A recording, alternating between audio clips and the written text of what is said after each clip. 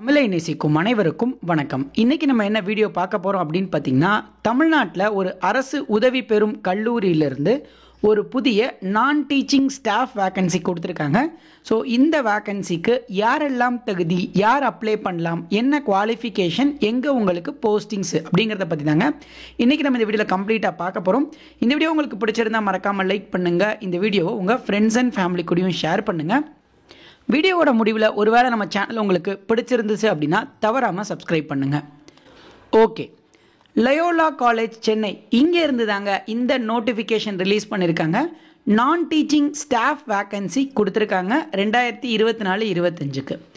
So இதை பொறுத்தளவுக்கு இந்த போஸ்டிங்ஸில் உங்களுக்கு என்னென்ன மாதிரி வேக்கன்சி கொடுத்துருக்காங்க, யார் யார் எலிஜிபிளுங்கிறத ஃபஸ்ட்டு நம்ம செக் பண்ணிவிட்டு எப்படி அப்ளை பண்ணலாம் அப்படிங்கிறத செக் பண்ணிடலாம்.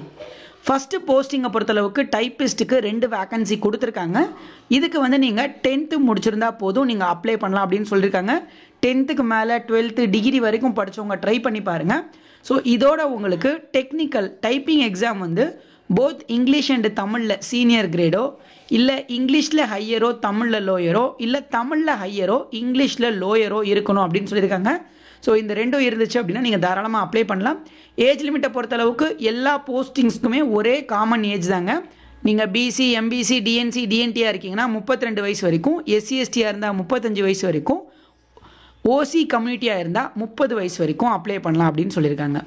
அடுத்து லேப் அசிஸ்டன்ட் போஸ்டிங் கொடுத்துருக்காங்க. இதுக்கு மொத்தம் 9 வேக்கன்சிஸ் இருக்குது. இதுக்கும் அதே மாதிரியே 10th பாஸ் பண்ணியிருந்தால் அப்ளை பண்ணலாம். அடுத்து ரெக்கார்ட் கிளர்க்கு கொடுத்துருக்காங்க, பதிவரை எழுத்தர். இதுக்கு ஒரு 3 வேக்கன்சி. இதுக்கும் 10th பாஸ் பண்ணியிருந்தால் அப்ளை பண்ணலாம். அடுத்து ஆஃபீஸ் அசிஸ்டன்ட் போஸ்டிங் கொடுத்துருக்காங்க. இதுக்கு மொத்தம் ஒரு 8 வேக்கன்சிஸ் இருக்குது. மினிமம் 8ஆம் வகுப்பு தேர்ச்சி பெற்றிருந்தால் அப்ளை பண்ணலாம். ஸோ அதுக்கு மேலே நீங்கள் 10th 12th டிப்ளமோவோ அது வரைக்கும் படிச்சிருந்தா கூட ட்ரை பண்ணி பாருங்கள். அடுத்து ஸ்வீப்பர் போஸ்டிங் கொடுத்துருக்காங்க. இதுக்கு ஒரு 6 வேக்கன்சி. வாட்ச்மேனுக்கு ஒரு 2 வேக்கன்சி. வாட்டர்மேனுக்கு 2, கார்டனருக்கு 2, ஸ்கேவெஞ்சருக்கு 2, மார்க்கருக்கு 3 வேக்கன்சி. ஸோ இதுக்கு எல்லாத்துக்குமே அதே 8ஆம் வகுப்பு தேர்ச்சி பெற்றிருந்தால் போதும். கடைசியாக ஒரே ஒரு வேக்கன்சி ஸ்டோர் கீப்பருக்கு கொடுத்துருக்காங்க.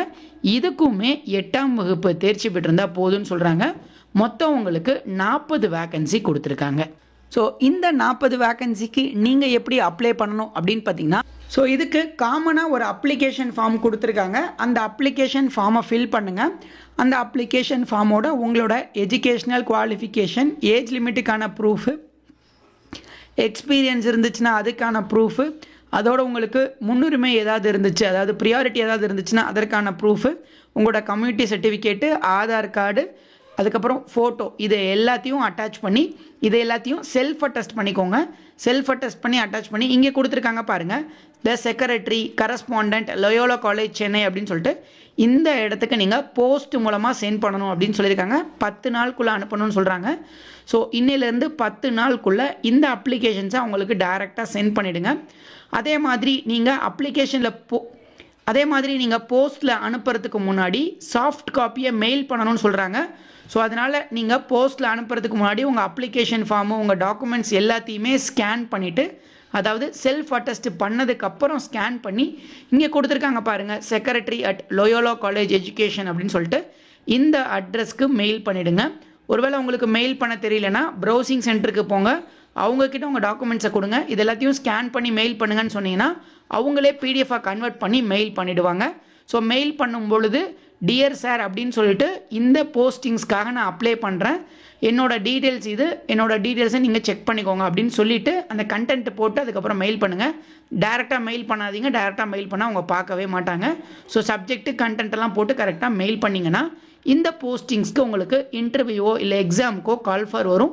ஸோ அதில் நீங்கள் செலக்ட் ஆகுறீங்க அப்படின்னா இந்த போஸ்டிங்ஸ் உங்களுக்கு கிடச்சிரும். இதை பற்றி உங்களுக்கு எந்த ஒரு டவுட்ஸ் இருந்துச்சு அப்படின்னாலும் கண்டிப்பாக கமெண்ட்டில் கேளுங்க.